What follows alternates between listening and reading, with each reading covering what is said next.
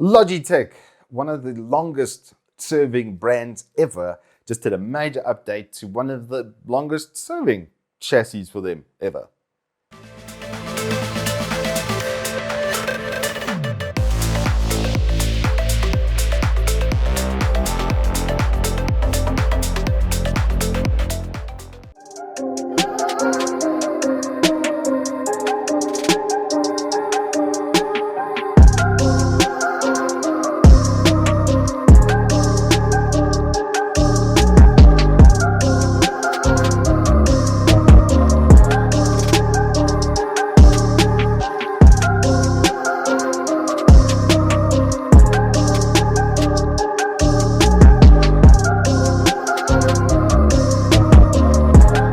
Good afternoon and welcome to Turbo Tortoise Tech. If you're new here, I'm Reese of the 4-piece variety Wookie Triple XL.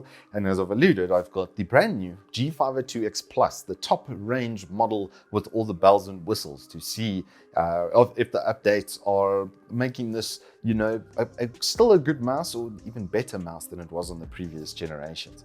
And I've also pulled out old Franken mouse here for some show and tell, because I just want to start off with the shape. I just wanted to, something I noticed between using them.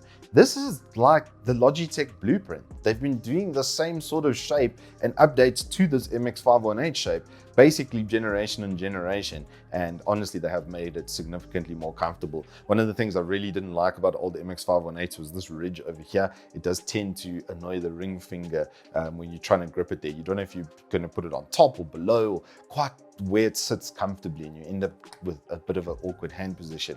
But this one is completely smooth around that edge, and there's definitely notable improvements to the shape over time. But before we get ahead of ourselves, let's just go with what's in the box. So what do you get in the box? Well, obviously you get the mouse itself. You get a really tiny little wireless dongle. These things just get smaller and smaller every year, to the point that the connector is like literally 80% of the actual device itself. You get a really nice connecting block. Something I do like about this current Logitech G series stuff is these connecting blocks, the finish on them is just nice because it's not going to scratch and become tatty over time. The textured finish is much nicer to have. USB Type-C on one side and then just your normal Type-A for the other side. Then you get a replacement button for the sniper button at the front, which can also be inverted, but I'll show you that just a little bit later. And then you've got the rubberized cable. Now, I already can feel a bunch of people screaming in the comments, there we go. Why is it rubberized? Well, I'm actually kind of okay with this. Let me explain. If I take this cable, you can see it's quite malleable. It's not actually very rigid. And because you're not going to be connected with this a lot of the time, I mean, charge rate on this thing is viciously good. You basically, if you have this connected for more than, I would say, 15 minutes, it's probably going to be a lot. So it doesn't, when it's connected to the mouse, it doesn't do the normal sort of rubberized thing where it's incredibly stiff like this. So like this one, even if I just hold the mouse up like that, you can clearly see the one on the left droops more than the one on the right. This one has far more cable memory and stuff built into it. And this cable is probably 20 years old and it's still got that cable memory and stuff built into it.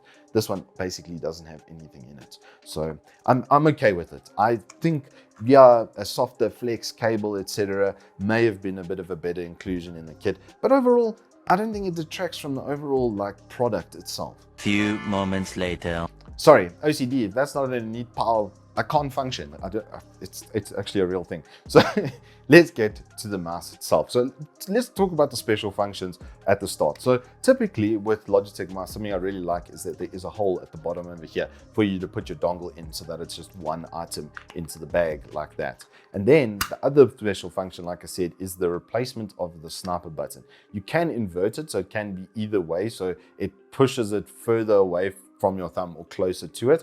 I found that the default position, which had it a little bit closer to your thumb like that, let me just get it in there like that, where it's a little bit closer in towards the thumb, was a little bit better for me to reach. You can see I can just barely reach over there. I have a 20 centimeter, just under, say we can call it 19, from tip to the base of my palm is 19 centimeter for reference. So I don't have the shortest, smallest hand, and even then it's still just a little bit of a stretch to get over there. But if you're not going to use it for anything, it can be completely reprogrammed, which is a nice to have, which is also in this mouse's niche. But if you don't want that, then there is just this little replaceable cap that then sits over there and disables that button. So nice little featurette on the side of it. And the default setup is that you have a DPI set to that button, but like I say, you can completely reprogram it in the software. But let's move on to the mouse then, the setup and what they're going for. Starting off from the bottom, as per usual. Feet coverage, incredibly good. Really smooth glide as well from these. Almost makes it feel like your sense is higher than your normal sense because of like how smooth it is. So if you upgrade from an older mouse, like something like this, that has like tiny little feet on each corner, to something as comprehensive and as smooth as this, you are going to feel like your mouse is maybe a little bit more sensitive, but it genuinely isn't. I literally do a 10 centimeter test across the mouse pad to check that the tracking, etc., is what it's supposed to be.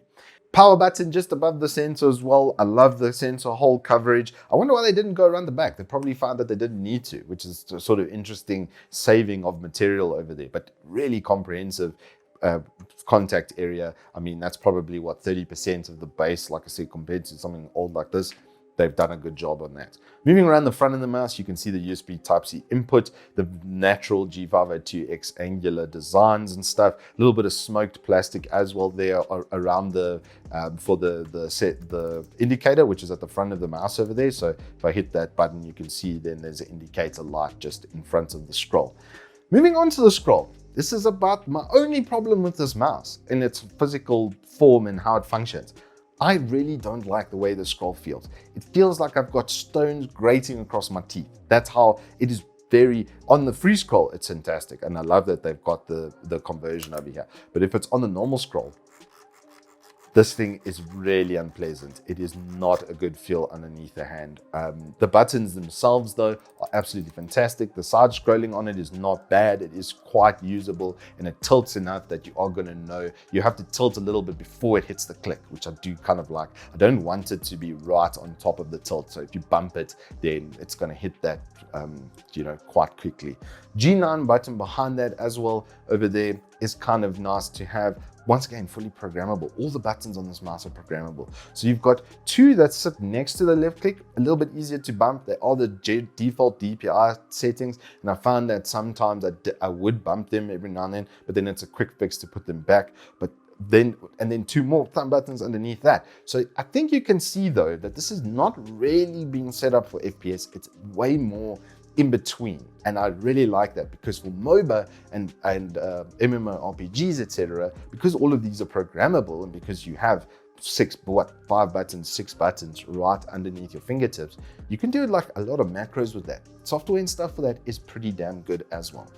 Their clicks as well, these are their own optomechanical, are very crispy. They feel great, they sound fantastic. Nothing like the SteelSeries Prime, which is just like a mushy mess underneath your fingers when you do click it. This feels really good.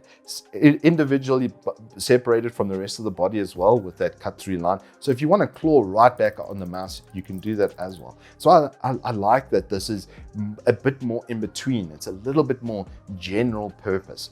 The reason I say not really for FPS, the weight, it is quite noticeable at 104 gram. I use a 67 gram or 69 gram mouse generally. So even on a 90 going up to 104, it's more than a 10% increase in weight, and you really do feel it. So this for Dota was absolutely perfect. I played some of the best Dota I've played recently on this mouse, pulled off some really cool moves and stuff in game because of it. Quick access to blink and that sort of stuff. Programmed the sniper button to be another slot, and then I had 3 slots plus my space bar before I had to go into V&B, which I use for my other slots. I'm an old StarCraft player, if you're wondering why my key setup is so weird, because those are the keys that I trained into my brain for old StarCraft macros. So that's just what I'm comfortable with. But the mouse made my life just that much easier. Performance of the sensor is incredibly good. 40G max acceleration, 400 IPS. Even when I did play some FPS with it, we ran around doing some iron sight skitting. It was absolutely perfect. There was no problems with it. Performance on it, even with FPS, the sensor was good. It was just the weight. I prefer to have a lighter mouse. I feel like I can react quicker, which makes sense, right? I'm moving less mass, so I would then be able to react quicker. Overall, this is a very good product from Logitech. If we look at the battery life as well quickly and have that discussion, I basically used for 6 days to go down to 17% on about 10 to 12 hours per day. So the claims of 140-hour battery life without the light being on are quite realistic, because I got about 60 with heavy usage, with the full light show going, with the default timeout. Even in the default settings, I probably still had another day. So I would have got to, at minimum, half, if not a little bit more, probably about 80 hours worth of battery life. And then the recharge rate, like I said, is incredible. I'm not kidding. I plugged it in for 30 minutes and it went from 17 to full in 30 minutes. So if you do have a downtime in the middle of a game and you've forgotten to plug your mouse in, I'd hazard a guess you probably need 10 minutes to then game for the rest of the day and then just plug it in later. So I said this cable, it's really not even an issue, because the amount of time you're expected to use on it is so short. I mean, I was just charging direct from the USB 3 on my PC. So it wasn't connected to a fancy charger or anything like that. It's literally just with the default setup that it charged that quickly.